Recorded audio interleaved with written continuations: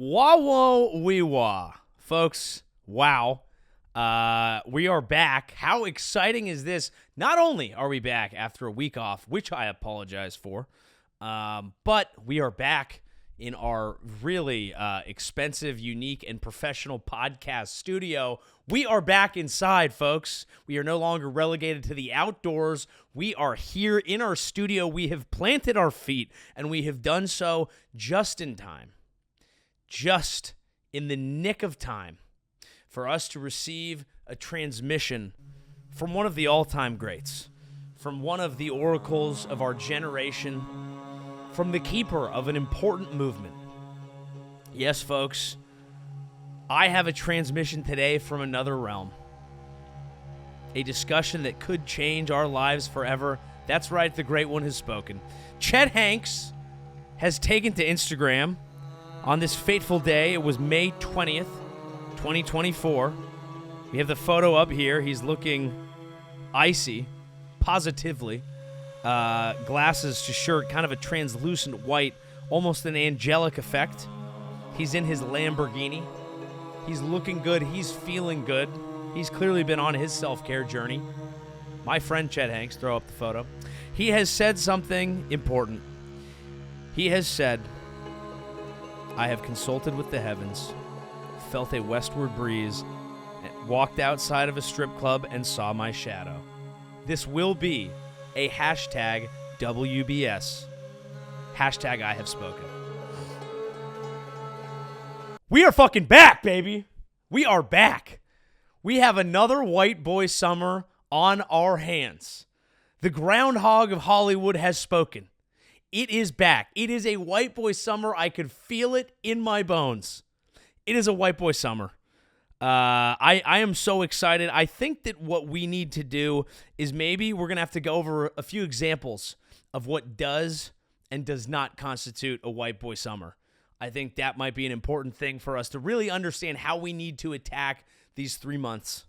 I realize I, of course, sit before you as a white boy myself, but I do think there's a spirit of white boy summer that is universal, that is for everyone. Okay, and that's what I think is so important here. This is not something to be laughed at. This is serious goddamn business. All right? I don't know how many of these I'm going to get. How many times is Chet going to step out of Sapphire and declare this to be another white boy summer? I don't know, but I just know that I have 3 months. Okay? It starts now. I want to start off.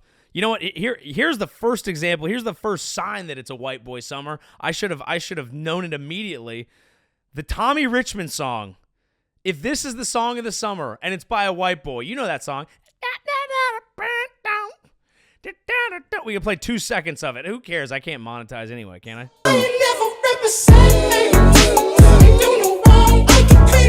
Come on, dude. Come on. If that wasn't your first sign that it was going to be white boy summer, come on, dude. Yes. Those are the songs right now. It's that, BBL, Drizzy, and Not Like Us. Man, that sucks for Drake. I thought he was doing fine in this little beef, and then every song takedown of him turned out to be a hit. Boy, that sucks. That's the problem with slanging that hot beef. A thing I think I need to note is not white boy summer. The Harrison Butker speech. Folks, hot button issue. Hot button issue. All right? Depending on where you are on the internet, you see it a few different ways. Way one. Well, you know what? Look, I was on stage in Fargo having a white boy summer myself, and I did cover the Harrison Butker speech. I summed it up in a joke. So let's go ahead and I'm going to play the joke from stage so I don't repeat anything. Those of you who have seen it, if you haven't, here it is. We're going to discuss the Harrison Butker speech. I think we need to expand on it a little bit. So what do you think about Harrison Butker's speech? I love it. Okay. Did y'all hear about this? The kicker for the Kansas City Chiefs gave a speech at a college, and it made news headlines because people were like, the kicker of the Chiefs said women should stay in the kitchen, you know? And then a bunch of other people were like, no, he didn't say that. He was saying that family's the most important thing. Yeah. Right? And I understand both sides, because I don't think it's right for a man to tell a woman what the most important part of her life should be. However, It's probably a good message that, like, family is more important than your job, you know, no matter what you do for a living. But as a guy who doesn't make millions of dollars kicking a football, I was like, shut the fuck up, Harrison. Some of us need these bitches in the boardroom if we want to buy a house. You see housing prices? This is two-salary economy for most of us. My wife is on a Google meeting right now. I don't feel bad about that. Get to work, bitch. What are we doing? I kick the ball and she can stay home. No shit, dude. You make millions of dollars. She doesn't have to make, like, Etsy projects to feel alive. You're already rich. Of course this motherfucker believes in God. He has 12 goddamn Super Bowl rings. He's never gotten hit once. He's a kicker. This guy, he's the wife of the football team. He stays safe on the sideline while Patrick does all the work. And he's like, it's God's will, baby. Like, it's fine. The funny thing is, the article first came out, as I mentioned, and the main things were a bunch of people jumped on it. He's telling women to stay in the kitchen, all this shit, and then other people are like, you don't understand Christianity. He's sticking up for God. He's sticking up for family goddamn values. That's a Christian man at a Christian school or Catholic or whatever, all right, saying some real shit. And you got to let him cook. I guess I shouldn't have even let him cook. He doesn't do that. Look, that's not the point. I found it interesting because that it first came out, and yes, everyone jumped on him, but then all of a sudden the backlash, okay, the backlash that always comes, the equal to opposite reaction that just occurs in America because we're just two sides who just, if one says something, you gotta be, no, fuck you, I gotta. Now all of a sudden Harrison Butker has the top selling jersey in the NFL. I mean, that is, during OJ's year, unbelievable. Unbelievable, in my opinion, that he overshadowed that great. No, look, I think, so when I posted that joke, it got out, and a lot of people had thoughts.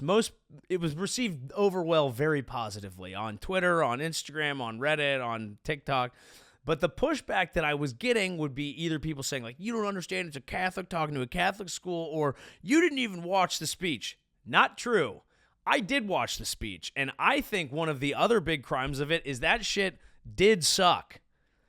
It, like, non-ideologically, insanely boring speech. To a thriving beacon of light, and a reminder to us all that when you embrace tradition, success, worldly and spiritual, will follow.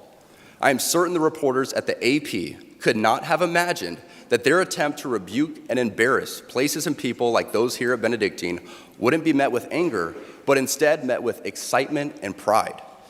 Not the deadly sin sort of pride that has an entire month dedicated to it, but the true God-centered pride that is cooperating with the Holy Ghost to glorify Him.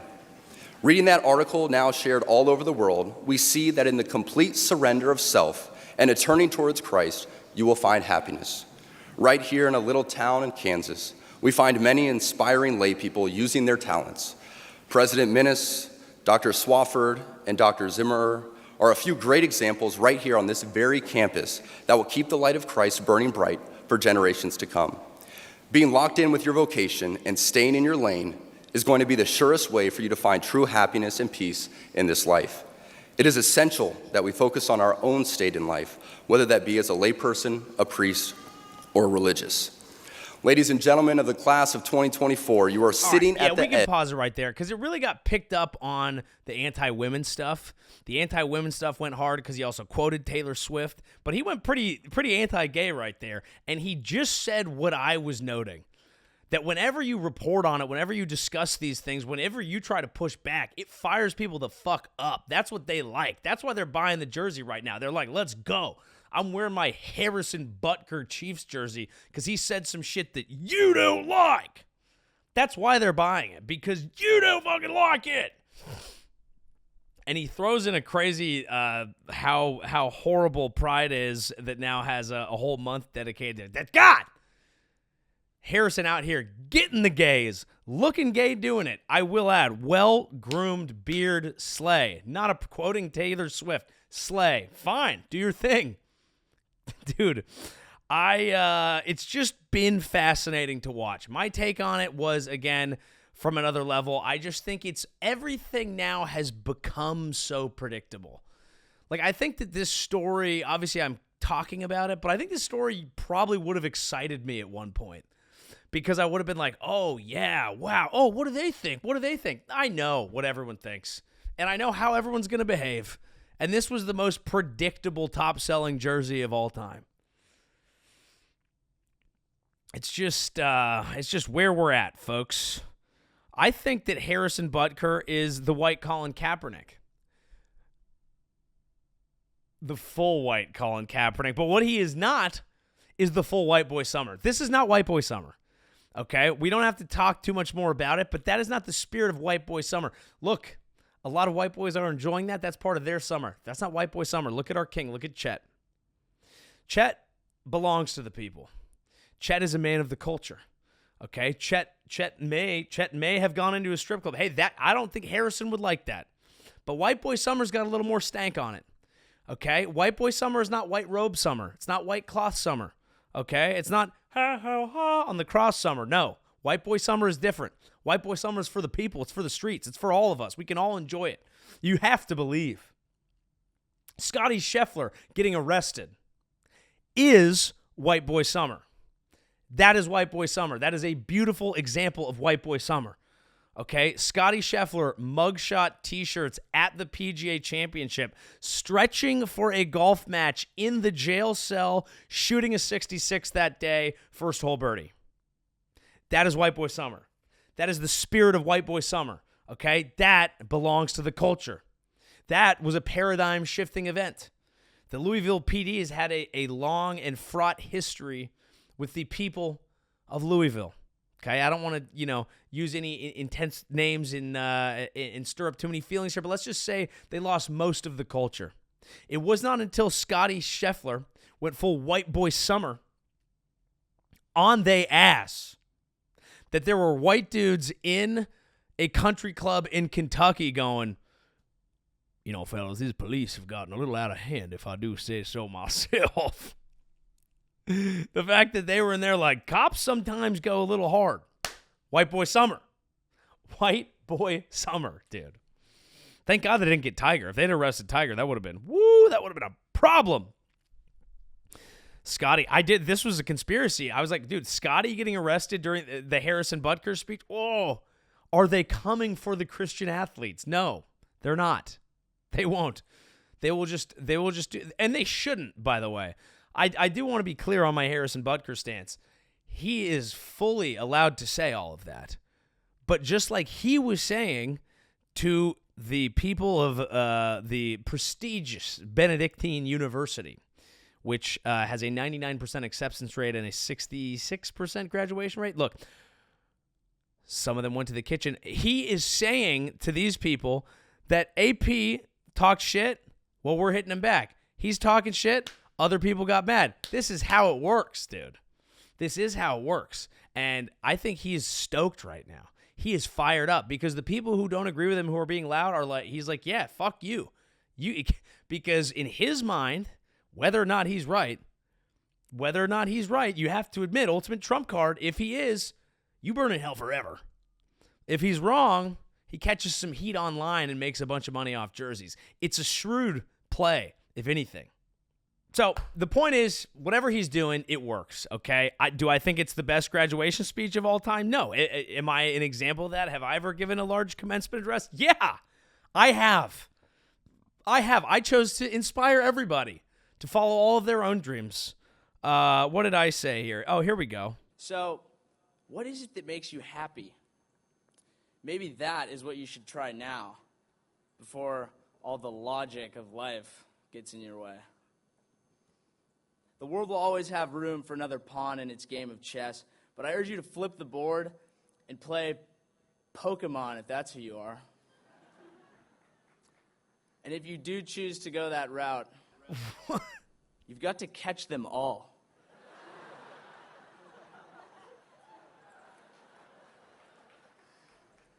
Oh my God. When did I sound like? That's not what I sound like. Guys, Tell me that's not what I sound like. Look, encouraging speech, but what the fuck is that? That's what I didn't even know my voice changed at any point, but that's something else. Look, good advice. Be more fun, be more inclusive in your commencement address. But he's getting what he wants. No one's going to be able to tell him shit. We're all just playing this game for our own fun and to get our own content out of it. And that's what I'm doing, baby. How about that? How about that's what we're all fucking doing? We're playing the same game, baby. Get back in the kitchen. No, I'm just kidding. All right. Finally, the president of Iran dying. That is white boy summer. And I don't make the rules on this sort of thing, okay? I want to be clear about that. I know that one sounds out of pocket. I mean no disrespect to anybody here, but that the president of Iran dying is in fact white boy summer. I don't make the rules. It's kind of just one of those things. We don't make light of tragedy here. I got this. This was passed down to me from some of the people higher up in the White Boy Summer Society. This is how it came across my desk. It just happens to be. We don't make light of things like this, but it turns out he did some bad stuff. And people always do this in politics. Well, don't you all, any ruler, they do this, and the U.S. is always against blah, blah, blah. And is it our fault that the current regime is in place in Iran? Yes, of course it is. We got rid of their democratically elected Mohammad Mossadegh back in the day. CIA, one of the Roosevelts did it. Look it up. Read the book. I have. Yes, is a lot of the Middle East our fault? Is the fact that those people run Iran our fault? And is the fact that they're so adversarial towards us, is a lot of that based on decisions that we made that were not great? Yes, they were. But that guy was pretty fucked up. And so that happens to be white boy summer. It just is what it is. Guys, I don't make the rules. The people, like him dying, white boy summer, okay? Because he, in fact, was not. The people of Iran are white boy summer. They're very, I mean, our population's more or less boys, okay? That is white boy summer right there. But him, no, he was not. I don't even want to discuss some of the things that he did. They called him the Butcher of Tehran. He did some really, really gross, nasty things before his ascent to his current position, stuff that discussing on this program would be a little too heavy. That would not be in the spirit of WBS. And so we're not going to do all of that because it's just intense. But look it up if you really have the stomach for that. But I don't make the rules, guys. I just enforce them. There is one that we have that people are on the fence about. And this one is Post Malone going country. All right, Post Malone is a white boy summer guy. Post Malone is my friend. Check it out, folks. Take a look. That's true. I got to meet the guy. Absolute legend. As amazing as you could think. Sweetest dude in the world. Had some beers, chatted, was very polite, respectful, fun, down to earth, cool. Everything you could ever want, you thought about him. He's that. Absolute legend. Him going country, pretty great. I've listened to the song 1,000 times. So that to me, it kind of feels right. But I do have a slight thing with white rap guys then going country. I'm glad he did it because I am his target audience and I love it. I'm in. I've listened. That will be my top song of the year. Guaranteed.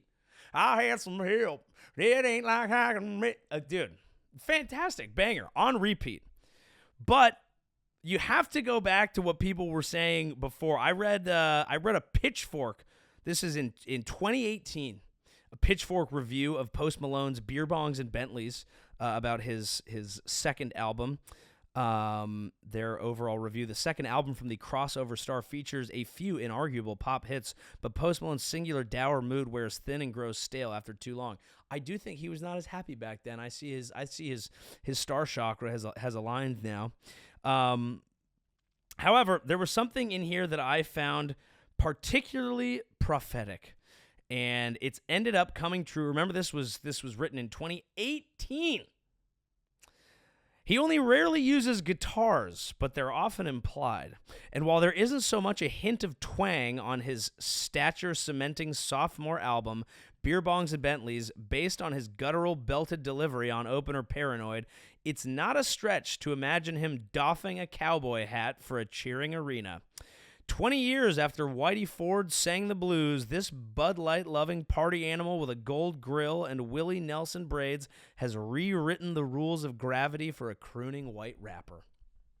They called it, and when somebody's right, they're right. And you got to see that, and I can understand when people in the hip-hop community go, hey, you come in, you use it, then you blow up and do that. But the truth about Post Malone, not to defend him because we're best friends now, is that he has always hinted at being interested in different genres and crossing over, and I think he does a great job. So I'm going to say Post Malone doing it, yes. Young Gravy doing it, no. We can only have one white rapper crossing over per WBS. So I think Young Gravy's going to do it. I believe he needs to wait. Okay? Those are my rules. Those are my White Boy Summer or nots. But I'm excited that this is going to roll on. I mean, we have several months of this. So that's pretty exciting to me. White Boy Summer is going to be a full season. You're going to hear it here first, as we'll be covering the two things that we are at the forefront of on this fine show, the only news program that you need to watch with your future president, Joseph W. Avery, is Boeing and the whistleblower case, which we've covered extensively, and White Boy Summer, which we will continue to cover. I guess I've mentioned it. We should have an update here. We do have an update here on Boeing. Boeing may be prosecuted after breaking safety agreement that prevented criminal charges for the 737 crashes. I will say this. I fly a lot. Whenever I look at the plane, and it's kind of like when the river card comes up in Texas Hold'em, and you're like, what do we got? What do we got? You know? Give me an Airbus, you know, and then I get that 737 MAX, and I go, oh, Daddy's going to need some Klonopin for takeoff. I don't even take Klonopin, but I might. I do think that the closest thing that I take to Klonopin is being hungover and then going on a plane. Isn't that nice? I mean, it's horrible, but it is nice to, like, I feel productive. I'm getting something done while wanting to die. So I'm in the air just going, and then once it starts moving, I'm asleep. I don't know what it is. The airplane it's like, maybe it's like when you're a child, mama rocks you to sleep, and you get a little bit of that motion, and then when you're an adult, it just takes some fucking engines to rock you to sleep. And there's something about that, and you pull back, and you just get to snooze, and then you wake up. It's like you time traveled. It sucks. It's horrible. But I do it. I like to listen to a podcast when I do it. That'd be full circle. Maybe one of you is hungover on a plane, half sleeping while listening to this. That would be kind of cool for me. That would be one of my real celebrity moments, just popping into your dream going, hope it's not a 737 MAX.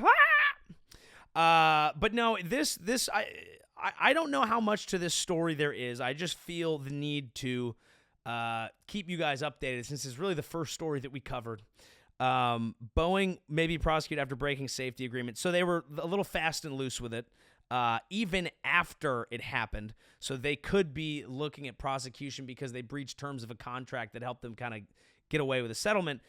Now, that is in conjunction with the whistleblower case. And here we have Fox News reporting Boeing whistleblower John Barnett's cause of death revealed as coroner releases official findings. Wow, did they clickbait you in there? You read it. They're saying no. They're saying there is no evidence of foul play. That's what they would say. Goddamn government contracts. No. If you actually read the article, I have to say here, they have footage from the parking lot that shows that no one was in or around or near his car. The wound is consistent with, suicide, all this. The reason I bring this up is because I've speculated deeply that there is something else at play here. Okay, that Boeing has been not very white boy summer, if you will. And I think that my fears of incompetence are what it is, and that concerns me more. Like I said, I hope that they are efficient and tactile and they cross their T's and they dot their I's and they have the wherewithal to take out snakes, snitching on them to the feds and do it well and button it up. I am not seeing that, and I'm seeing more sloppiness, so I have to say it's not looking great in terms of plane safety, but they probably didn't whack the whistleblowers. That's it. That's all I have to say. I wish it could be more exciting here, guys. I wish I could do something more exciting. I wish I could be a little more conspiratorial. I wish I could be a little more Terrance Howard for you guys. I have to say. Did you guys watch Terrance Howard on the Joe Rogan Experience? Did you watch any of it? Have you heard about it? It's burning up the internet. The man was fascinating. The man was absolutely fascinating. He goes on Joe Rogan's podcast, and as many a YouTube commenter noted, this man goes on a 3-hour podcast, and within 2 minutes, he's going, I remember waking up in my mother's womb. At the very least, from a storytelling, from like a story arc perspective, that is elite. All of a sudden, you're going, I'm in. Now, is there something that he could work on? It is listening and letting other people talk at all, and I do think that might be his downfall in general. He goes on to discuss that his life's goal is to basically present a unified theory of all science, which, as I understand, although I'm not a scientist, is basically the goal, the elusive goal of all great scientists of their era. The unified theory that connects everything, because when you dig in on science, you realize how little of it we truly understand. Yes, we know this, but we don't know that. And so a lot of people who don't know anything just say, trust the science, but then people dig in a little bit, and then they go, well, actually, if you really look at the science, there's holes here, and there's corrections here, and we really don't know that. And then that leaves room for people to be like, it's all vibes, baby. When were you born? When did you come out of that puss? Because that might really, like, maybe we can just vibe it out. Because if I just listen to myself and my truth, then maybe I'm a fucking superhero. And isn't that intoxicating? And you're like, you're a stripper. What conversation are we having? They always want to talk about astrology. I've never been to a strip club. It doesn't matter. The point is, Terrance was getting fucking buck on Joe Rogan. I tried to miss. I've mentioned being hungover in this episode. I want to say specifically, I had to fly out of Fargo in the morning at like 7 a.m. after some shows. We went out. Okay, I knew I had a connecting flight. So yeah, I was like, I'm just going to throw in a pod, just zone out. Whoa, good luck. I mean, at some point you fell asleep, but it was like, dude, mother's womb, unified theory of science. He does not believe we can do a straight line. He rests a lot of his argument on this mathematical concept. He is dead set on this mathematical concept that 1 times 1 does not equal 1. 1 times 1 equals 2. In fact, I have his book here. I have a PDF of his book. It begins before even the second page. The first thing he says, allow me to enlighten you. If 4 divided by 2 is the inverse operation of 2 times 2 equals 4, then it would naturally follow that 2 divided by 1 is the inverse operation of 1 times 1 equals 2. What does your common sense tell you about these two scenarios? What do they have in common, and what is their difference? Now, this is a long book. This is 160 pages, okay? And he goes into everything. Now, I don't want to be the guy who's not fun in this scenario because he has put in a lot of work. He's clearly an intelligent person. He is clearly a learned man. He is clearly focused, and he's focused on something that I don't even have the attention span for, which is science and math. So I want to say, first of all, Terrance, God bless you. But you don't know what the word times means. That's the problem.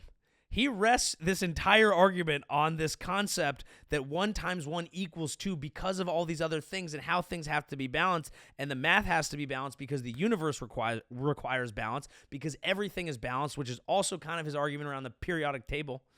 Honestly, there's a lot of stuff that went over my head, but that's like the if I could unify his theory, that's what he's saying. But times means times, dude. So 2 times 2 equals 4 means 2 2 times is 4. 3 times, 1, 2, 3, is 9. 1, 2 times is 2. But 1 time, it is 1. And I apologize. There's a lot of work. There's a lot of work that went into this 160-page book. However, that's just that. And I am not part of the, he does the thing that everyone who has a hot take does, where they're like, they don't want you to hear this. He's like, yo, hey, watch, bro. He doesn't talk like that, but this is how I'm doing it. You know what he talks like? A lot of people know this. He talks like Cat Williams. He has that like genius level, like I know everything. I'm on one. It's like he's on a drug that I wish I could access because there's so much interest and certitude and I've dove into some shit that you're just like, what is this? And it's intoxicating and it is amazing and it presents it's like close to when you see someone who's totally lost it and is like mentally ill, but you're like, no, he's done more work and knows more information than I do, so I want to respect it, even though I can kind of tell it's wrong, but he's clearly intelligent and doing the work. Like, there's something going on. But he's doing that thing that everyone does where they're like, hey, once I tell you this, they gonna come for you. That's what they don't. He's like, they don't want, these government pigs, they're too married to the idea of gravity that they're gonna come for you for this one, bro. And it's like, yeah, people saying that you're incorrect is not necessarily them coming for you. That is just my perspective. Terrance, I would be happy to have you on the podcast at any time.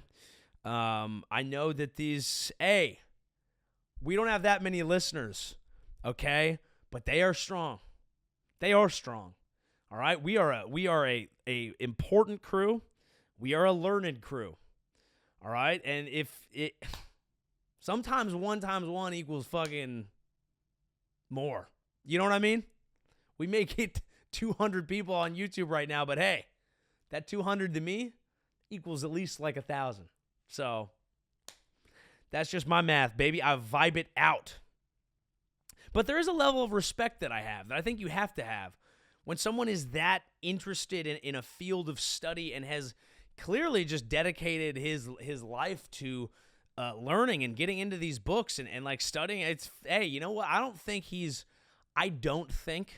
that he has presented concepts that will change the world forever. I do think he's said some interesting things. And I also think it's better than being on Instagram. Whatever the amount of time that he's spending diving into books and shit, it's better than what most people are doing. I mean, he's getting into the heavenly wave field, bro. This is the motion and pressure condition of 24 bubbles meeting in the negative space that it creates. I mean, he's looking at stuff. And I wish I looked at more stuff. You know what I mean? I feel like I look at a serviceable amount of stuff, but I could look at more stuff. And maybe that's some of what we're doing here together. Okay, this is a learning journey. Like I said, it's the only news program you need to follow. It might be the only science program you need to follow. I would also consider it the only art program you need to follow. And there was some art to discuss this week. Now, wasn't there? Or last week, whenever it came out. It was not that buzzy of an item, at least at the moment of this release, but it caught people's eye. And that is, of course, the royal portrait of King Charles. And boy, are people shitting bricks about this bad boy. I'm going to have my producer, a.k.a. my fingers, looking it up. Royal portrait of King Charles III, I should note. And here it is, a portrait of him in all red. You can kind of see his face is sort of popping out. It looks like he's drowning in red. Bathing in red is what some people have said. Some people thought maybe this is not such a great look because it immediately reminds people of the amount of bloodshed left in the wake of England's colonial history. So that was one take that people had. And so, yeah, I guess there's something interesting about portraits in general.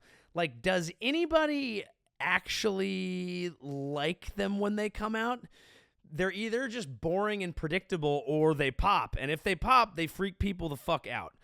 This one did more of the latter. Some of the comments were, to me, it gives the message the monarchy is going up in flames or that the king is burning in hell.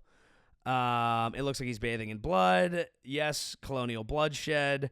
People say he looks like the devil. Someone mentioned the Tampax affair, a reference to the infamous comment by Charles revealed when his phone was hacked during the demise of his marriage to Diana, the Princess of Wales, who was cheating on him with the side of a tunnel. Folks, I think I didn't want to make that joke. I think that's what happened, right? I want to take a different direction here because that's what we do here on this program. People were like, yes, red, whatever. You know, first of all, these are Instagram comments. You post anything on there, you're going to get fucking shredded. Is it weird? Yeah. Is it weird for him? Yeah. The weirdest thing to me, I looked into the man who created it because I thought, all right, let's see what this artist's history is. Does he like to use red? To me, when I first saw it, it reminded me of a sugar cookie around Christmas time. I wanted to eat the painting. I got to be quite honest with you. Jonathan Yeo was the painter here, a British artist of contemporary portraiture. Jonathan Yeo, I know you might be thinking, how nice of them to give it to a fine Japanese or Chinese fellow. Not the case. Looks white as hell. Nationality, British, age 53. Let's see. He rose to prominence for having painted Kevin Spacey.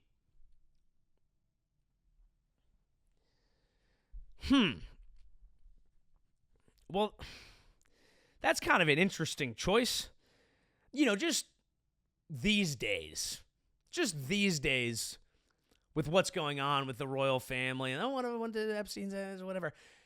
I'm not saying this man needs to be disqualified for having painted the great Kevin Spacey, great at acting, at least, acting like he wasn't a pedophile. No, I just think that from an optics standpoint, it was odd. And that's why I always resisted caring about the royal family, but their series of optic blunders has made me infatuated by them now, and I love them. I like this version of them. It's like the epitome of a show that's gone on too long. You know, where it's like, oh, they had a heyday back in the day. It's like, but that doesn't look like that. It's like Michael Jordan on the Wizards. It's like, well, this just doesn't look right anymore. And now it's kind of interesting. But it's kind of interesting again because you're like, well, now I want to see this. Like they're so out of place in modern society.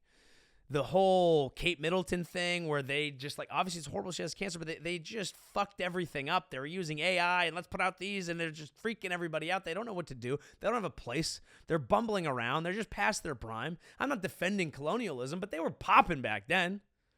I'm not saying it was a good thing what they did, but they had it going. Like seasons, 5 to 15 of the monarchy slapped. We're still making seasons of it now.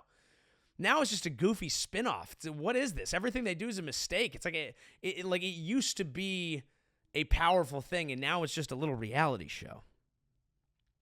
But it is interesting. Maybe it is interesting to me that didn't we always start with kings? Is that the most natural form?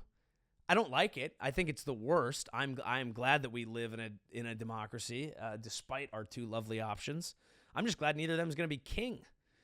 You can put Biden in a robe, he'd fall asleep.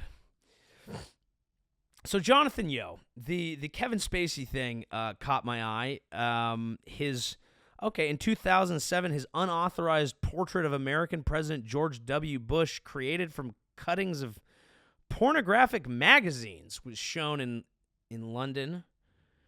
Brought him worldwide notoriety.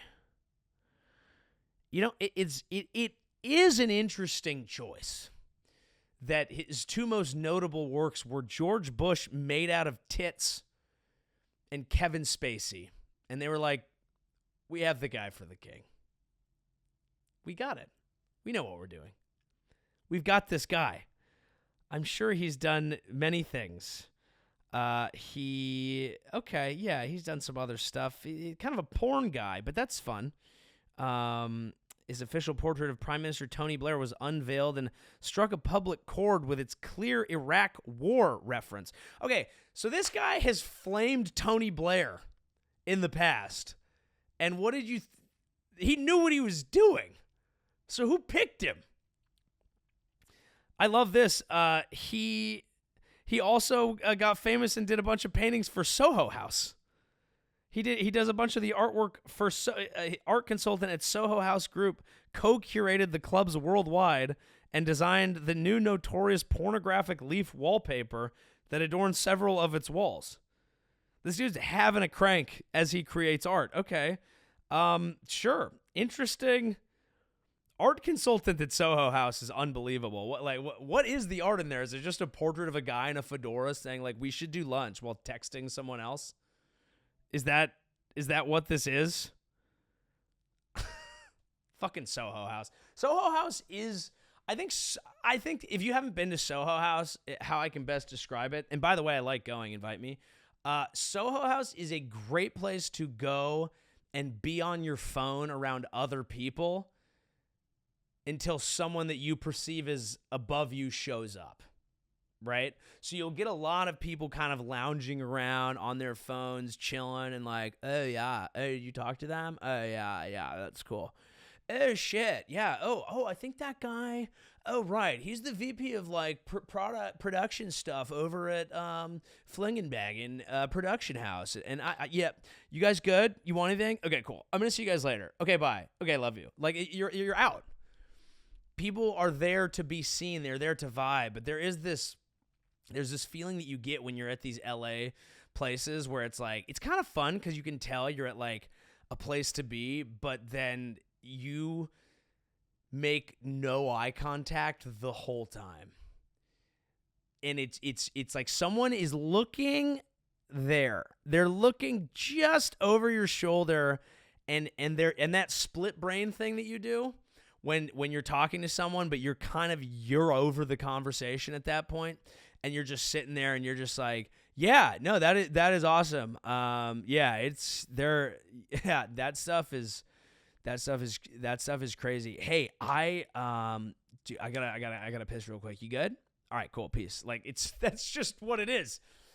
And it's still nice because you feel like you're in a place, but it gives me social anxiety because it sucks.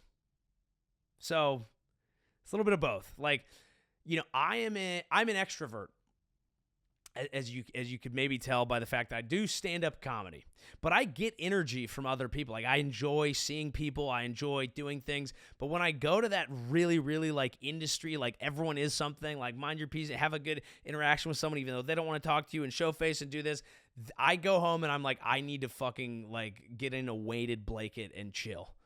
Like, actually, I get home from that and I'm like, I want to go drink with my real friends, you know, and recharge a little bit. Although I will say, it depends on the event. It depends on the event, because where I met Post Malone was at the Staples Center. It was Andrew Schultz performed there with Shane Gillis. I was invited to be there. I got to be around, and it's crazy. You're looking around. The CEO of Netflix is there. All sorts of high-up people from all the agencies. Post Malone, who I'm a fan of. Schultz, Shane, all these people. And even though there's still that energy of it's an industry party, there's something about the culture there when you feel like you belong, that one was a good one. That one was a good one. Those can happen because Post was cool, because Shane is awesome, because Schultz is cool. Did I hang out with the CEO of Netflix? No, I did not. Maybe we'll get him. Maybe I'll get him by introducing him to his new portrait artist. Maybe I could get him a portrait from Mr. Yo. Maybe people seem to like it. Maybe that'll help. Maybe I introduce him to the very simple concept of White Boy Summer, and I tell him you're invited. Netflix is White Boy Summer. I'm happy to do my next special there. Thanks for offering. Hasn't happened yet? Doesn't matter. I'm manifesting it. I am Terrance Howarding it. 1 + 1 = 2. Fuck the haters. Thank you guys for listening. This has been The Joey Show.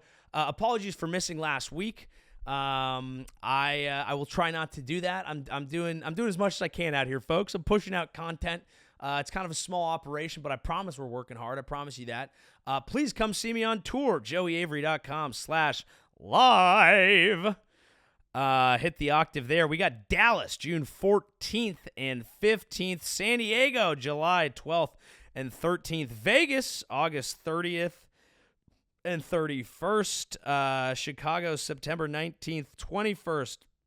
Edmonton and Vancouver out in October. I do think I'll be popping into Sacramento with Mr. Trevor Wallace in late June as well. And I think Lexington in August, so come on out. And hey, fuck it. If you're going to be in Paris, that's a low likelihood. But if you're in Paris on Saturday, May 25th, or if you find yourself in Barcelona on Saturday, the 1st of June, I will be out there. Thank you so much. Join my mailing list. I'll throw that up here. That allows me to message you with first access to show tickets. It also allows you to request a city if I'm not coming to where you are. And first dibs on merch stuff and all sorts of that goody. So thank you very much for listening. We'll see you next week. Enjoy all the beauty and all the privilege of White Boy Summer.